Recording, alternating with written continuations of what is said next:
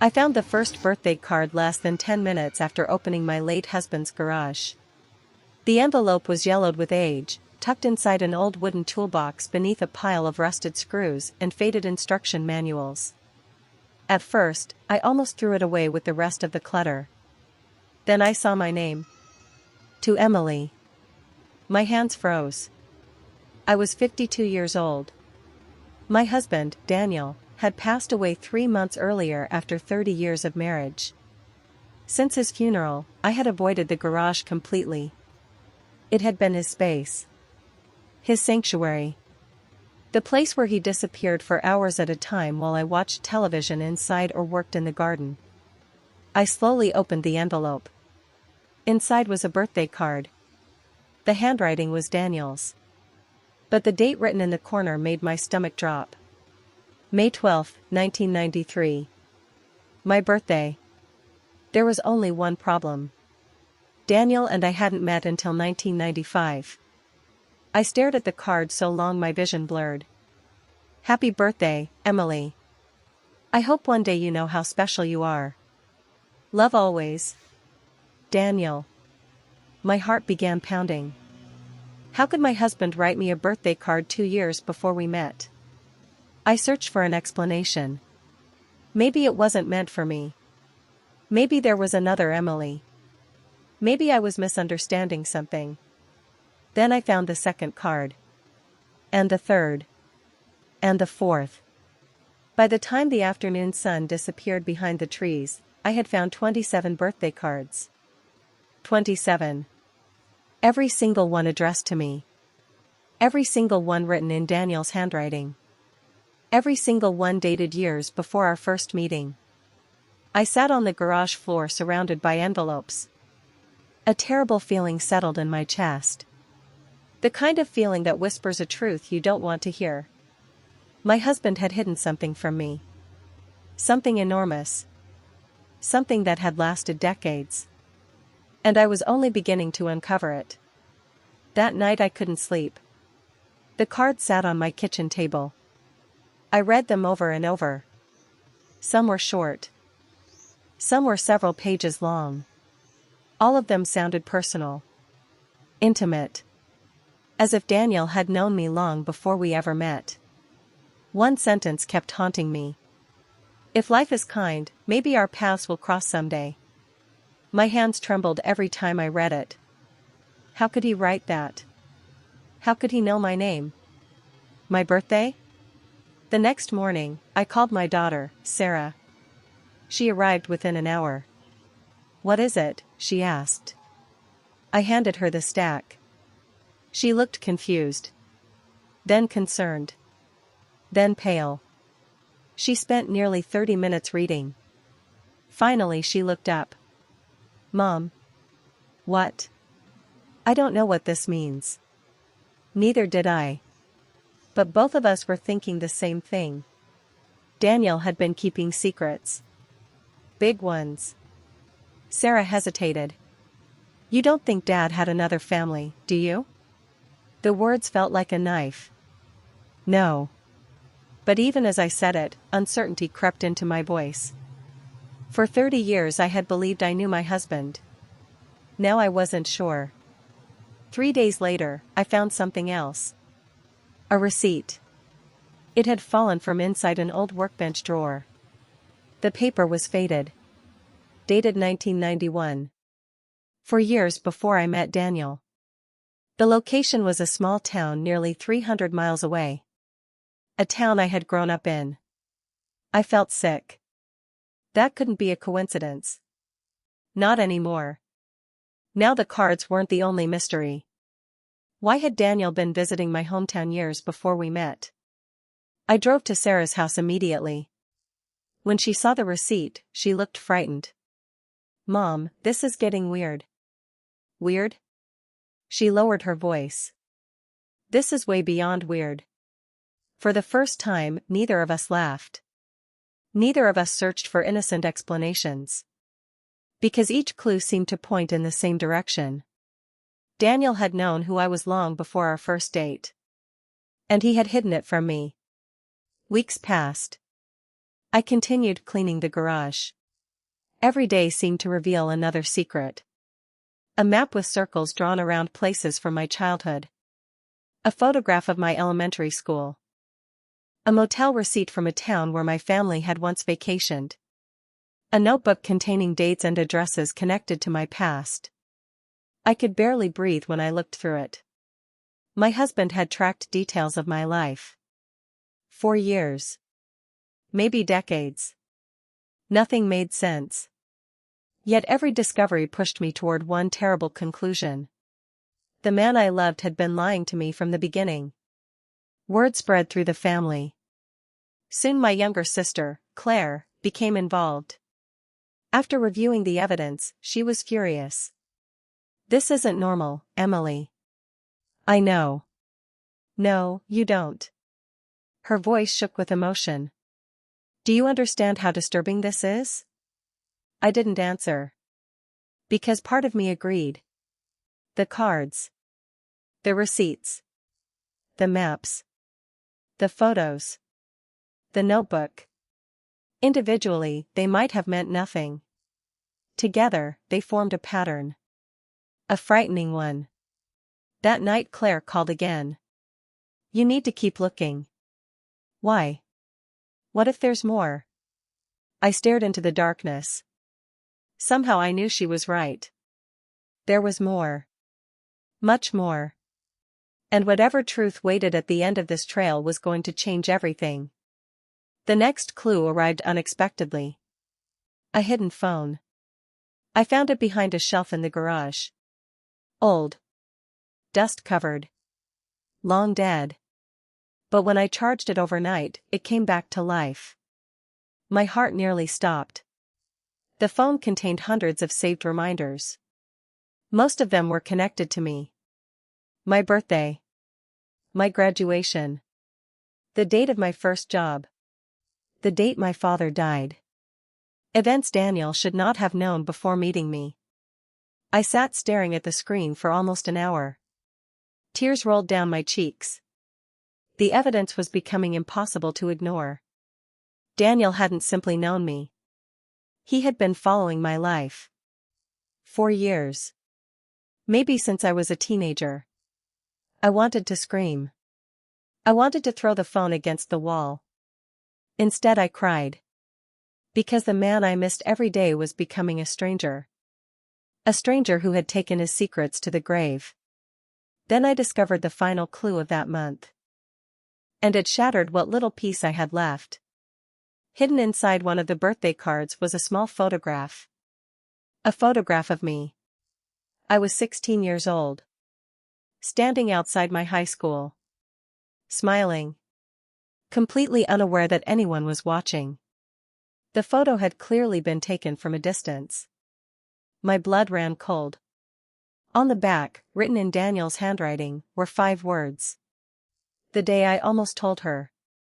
I dropped the picture onto the table. Sarah burst into tears when she saw it.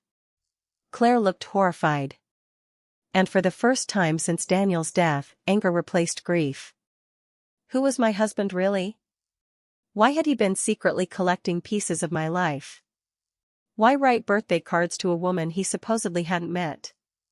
And what had he almost told me all those years ago? I thought I was finally uncovering the truth. I had no idea the real answers were far more heartbreaking than anything I imagined. Because a week later, a stranger would appear at my front door carrying a box that would make me question everything I thought I knew about Daniel. And after opening it, I would become almost certain that my husband had betrayed me in the worst possible way. The stranger arrived on a rainy Thursday morning. The moment I opened the front door, I knew he wasn't selling anything. He looked nervous. Maybe 60 years old. Gray hair. Heavy eyes. The kind of face that seemed burdened by years of carrying something painful. In his hands was a cardboard box. "Are you Emily Carter?" My stomach tightened. "Yes." He swallowed. I knew Daniel. Every nerve in my body went rigid. The rain dripped from the edge of the porch roof between us. For several seconds neither of us spoke. Then he slowly held out the box. He wanted you to have this. The words hit me like a punch. What do you mean? He asked me years ago. Years ago. Not months. Not before his death. Years. My hand shook as I took the box. Who are you? My name is Robert. How did you know my husband? A shadow crossed his face. We were friends for a very long time. I wanted answers immediately. Instead, he gave me a business card. If you read what's inside, you'll probably have questions. Then he turned and walked away. Just like that. Leaving me alone with the box. And a growing sense of dread. I carried it to the kitchen. Sarah arrived less than an hour later. Neither of us spoke while opening it. Inside were dozens of documents. Photographs. Letters. Receipts. And one thick folder labeled. For Emily. My pulse raced. This was it. The explanation. The truth. Or at least part of it. But as we examined the contents, the mystery only became darker. There were photographs of Daniel in places I had never seen.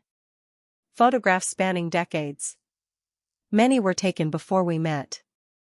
Several showed him standing near locations connected to my childhood. Others included people I didn't recognize. Then Sarah found something that made both of us freeze. A hotel receipt. The date was from 1994. 1 year before Daniel and I met. Attached to it was a handwritten note. Meeting postponed again. Must continue watching from a distance. I felt sick. Watching. The word echoed inside my head. Watching. Not meeting. Not helping. Watching.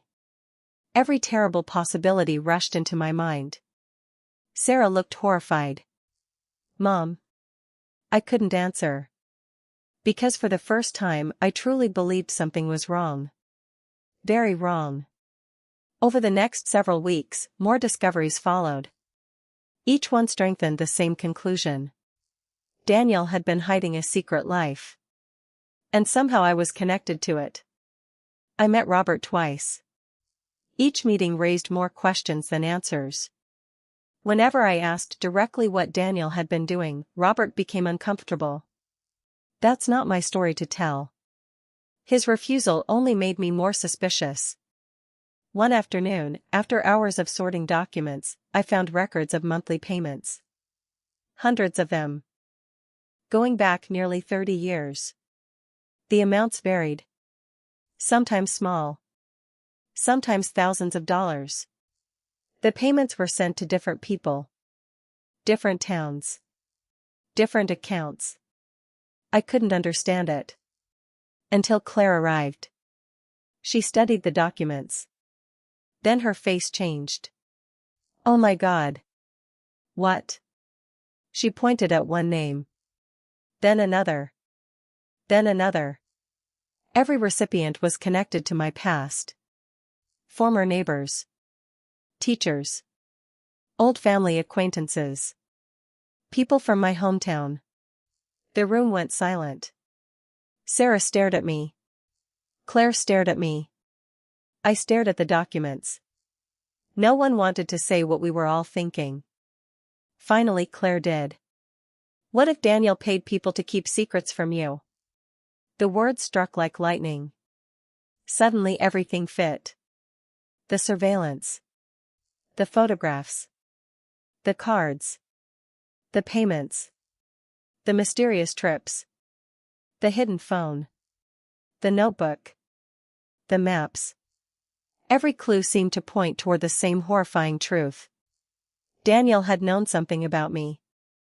Something he never wanted me to discover. And he had spent decades covering it up. That night I couldn't sleep. I sat surrounded by evidence. Looking at the life I'd shared with my husband. 30 years. 30 beautiful years. Family vacations. Birthdays. Anniversaries. Quiet evenings. Sunday mornings. All of it now felt uncertain. Had our marriage been built on lies? Had he married me because of some secret? Had I ever really known him? For the first time since his death, I felt angry enough to hate him. The emotion terrified me. But I couldn't stop it. Every new clue made the betrayal feel larger. And then I found the letter. The letter that pushed me over the edge. It was hidden inside the folder Robert had delivered. Addressed to Daniel. Dated 6 months before our wedding. The message was short. You can't keep this from her forever. She deserves the truth. My hands trembled. There it was. Proof. Someone else had known. Someone had warned him. Someone believed he was lying to me. I burst into tears. Not quiet tears. Not graceful tears. The kind that come from a shattered heart. The kind that leave you struggling to breathe. 30 years. 30 years of trust. And now every memory felt poisoned. Sarah cried with me. Claire held my hand. Nobody defended Daniel anymore. Nobody could. The evidence was overwhelming. By then I was 95% certain. My husband had betrayed me. Maybe not with another woman. Maybe not with another family. But with a lie so enormous it had consumed his entire life. Then everything changed. 3 days later, Robert called. There's something you need to see. His voice sounded different. Heavy. Defeated. I almost refused. Part of me didn't want any more answers. But another part desperately needed them. So I agreed.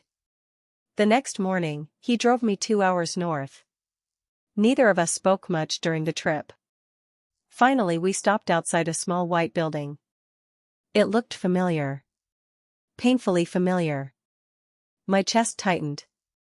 Then I saw the sign. And the world seemed to tilt beneath me. St. Agnes Children's Home. I hadn't seen that name in more than 40 years. My breath caught. No. No. That wasn't possible. Robert looked at me sadly. Come inside. My legs felt weak. Every step became harder. The building had been renovated. Modernized. Expanded. But memories flooded back immediately. The hallways. The smell. The old windows. The chapel. Places I hadn't thought about since childhood. Because this wasn't just a building. This was the orphanage where I had lived after my parents died. I suddenly felt like a little girl again. Lost. Alone. Afraid. Robert guided me into a small office. An elderly woman waited there. She looked at me with tears already forming in her eyes. Then she opened a file. And said the sentence that changed everything. Emily. Daniel wasn't watching you. I froze. What? He was protecting you. My heart stopped. The room went silent. I couldn't process the words. Protecting me? Nothing about that made sense. The photographs. The cards. The payments. The secrecy. The lies. The hidden records. How could any of that be protection? I looked at Robert. Then at the woman. Then back at the file. And that's when she revealed a truth so heartbreaking that every clue from the past 30 years suddenly took on an entirely different meaning. A truth that would make me wish I had never doubted the man I loved. A truth Daniel had sacrificed his entire adult life to hide. And when I finally learned why he had written 27 birthday cards before we ever met, I broke down completely. The elderly woman opened the file and gently slid it across the desk. My hands were shaking so badly I could barely touch it. For several seconds, I couldn't bring myself to look. I wasn't sure I wanted the truth anymore. Every answer had brought more pain. Every clue had made Daniel seem guiltier. And yet now, standing inside the orphanage where I had spent part of my childhood, people were telling me everything meant something entirely different. Finally, I looked down. The first page contained a photograph. A photograph of a teenage boy. I stared at it. Then stared harder. My heart nearly stopped. It was Daniel. Much younger. Maybe 16. His smile was shy. His hair was longer. But there was no doubt. It was him. "What is this?" I whispered. The elderly woman smiled sadly. "Daniel lived here." I looked up. "What?" "He arrived 6 months before you did." My mind went blank. For a moment, I couldn't even breathe. "No." She nodded. "Yes." I stared at the picture again. Then at another photograph. And another. Each one showed Daniel as a teenager. Inside this orphanage. Inside this building. The same building where I had spent nearly 3 years after losing my parents. My pulse thundered in my ears. "I don't understand." The woman wiped her eyes. "You don't remember him." "I would remember Daniel." "No." Her voice softened. "You wouldn't." Then she explained. "When I arrived at St. Agnes, I was 10 years old. Traumatized. Grieving. Barely speaking. For months, I rarely left my room. Rarely interacted with anyone. Rarely looked anyone in the eye. The staff worried constantly about me. Then one day a teenage boy began sitting outside my room. Not talking. Not pushing. Just sitting. Every day. For weeks. That boy was Daniel." I felt tears forming. The woman continued. "He used to leave little notes outside your door." My throat tightened. "What kind of notes?" She smiled. "Things like, 'The world is still beautiful, Emily.'" I covered my mouth. The room blurred. Daniel had known me. Not as a stranger. Not as an obsession. Not as a secret. He had known me as a frightened little girl. A broken little girl. The woman opened another folder. Inside were copies of old records. Staff notes.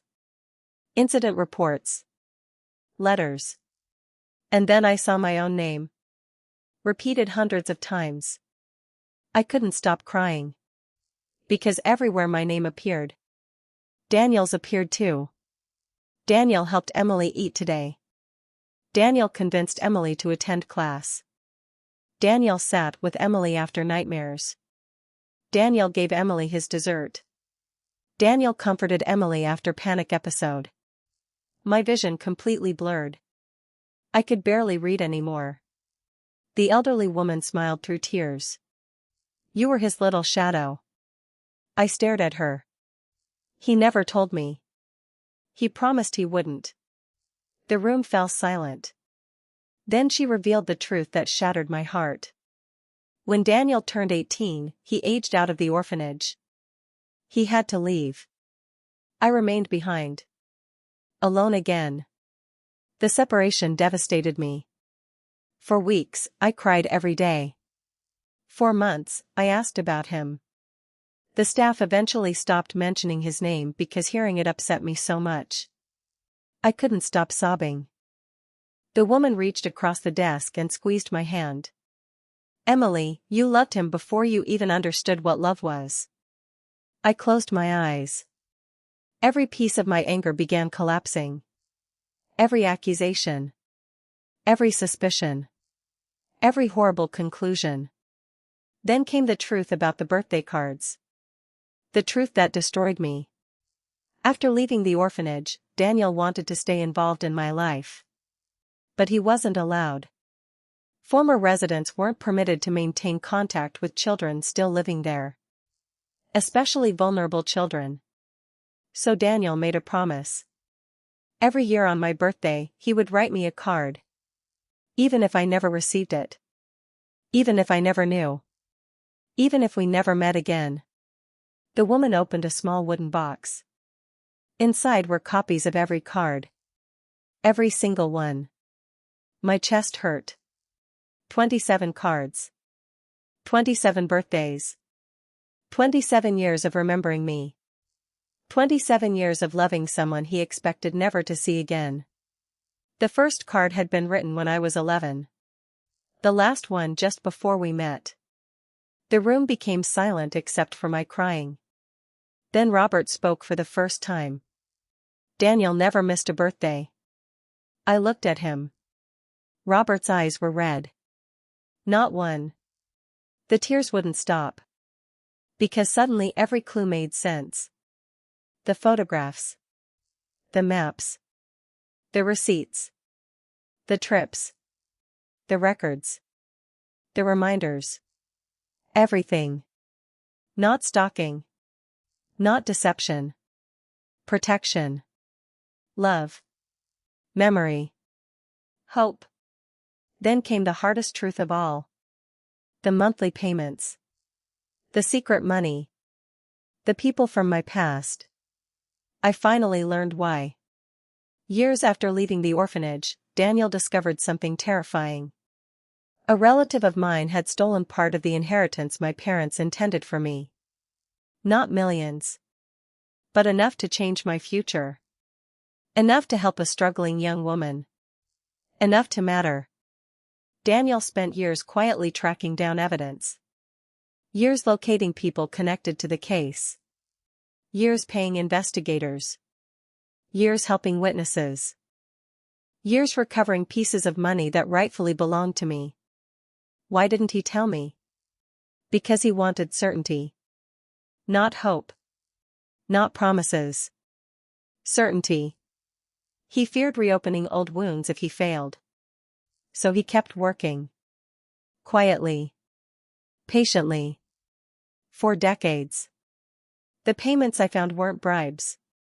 They were legal fees. Research costs. Travel expenses. Professional services. Everything connected to protecting my future. Everything connected to righting an old injustice. The letter warning Daniel not to keep secrets? That wasn't about betrayal. It was written by Robert. Because Daniel had planned to tell me everything before our wedding. But he lost his nerve. Then years passed. Then more years. Eventually the secret became too large. Too complicated. Too emotional. And Daniel kept postponing the conversation. Not because he wanted to deceive me. Because he didn't know how to explain 30 years of loving someone before she remembered him. I cried harder than I had at his funeral. Because now I understood. The photograph of me at 16. The one that horrified me. The one marked. The day I almost told her. That had been taken during a charity event at my high school. Daniel happened to be there. He recognized me immediately. After years apart. He nearly introduced himself. Nearly told me everything. But I looked happy. Healthy. Strong. So he walked away. And wrote another birthday card instead. My heart shattered. All those years. All those opportunities. All those sacrifices.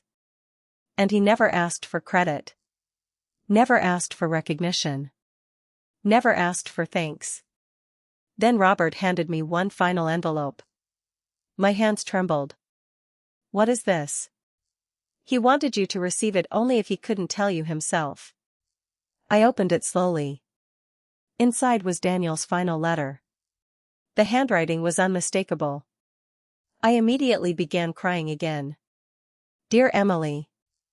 If you're reading this, then I've run out of time. There's something I should have told you many years ago. You once saved me too. People will tell you I helped a lonely little girl in an orphanage. What they won't tell you is that lonely little girl saved a lonely teenage boy. Before you arrived, I was angry at the world. After you arrived, I finally had someone to care about. You gave my life purpose long before you became my wife. Every birthday card was my way of saying thank you. Every trip. Every note. Every prayer. Every year. I never stopped being grateful. If I've hurt you by keeping this secret, I'm sorry. But please know this. The greatest privilege of my life was loving you. Happy birthday, Emily. Love always. Daniel. I couldn't finish reading. I broke down completely. The room blurred through tears. For months, I had believed Daniel betrayed me. For months, I had questioned everything. And now I understood. The secret wasn't another woman. The secret wasn't another family. The secret wasn't guilt. The secret was love. A love so patient it lasted decades. A love so quiet it expected nothing in return. A love so selfless it survived in birthday cards hidden inside a garage. 6 months later, our entire family gathered for my birthday. Sarah was there. Claire was there. My grandchildren were there. For the first time since Daniel's death, laughter filled the house again. Before cutting the cake, I placed all 27 birthday cards on the table. Everyone became quiet. I looked at my family. Then at the cards. Then at Daniel's framed photograph. And I shared the lesson his secret had taught me. Sometimes the things that look most like betrayal are actually sacrifices we don't understand yet. The room fell silent. Several people wiped away tears. I smiled through my own. Because grief had finally made room for gratitude. Because anger had finally made room for compassion. Because the man I thought I had lost had given me one final gift. The truth. And in that truth, I found him all over again.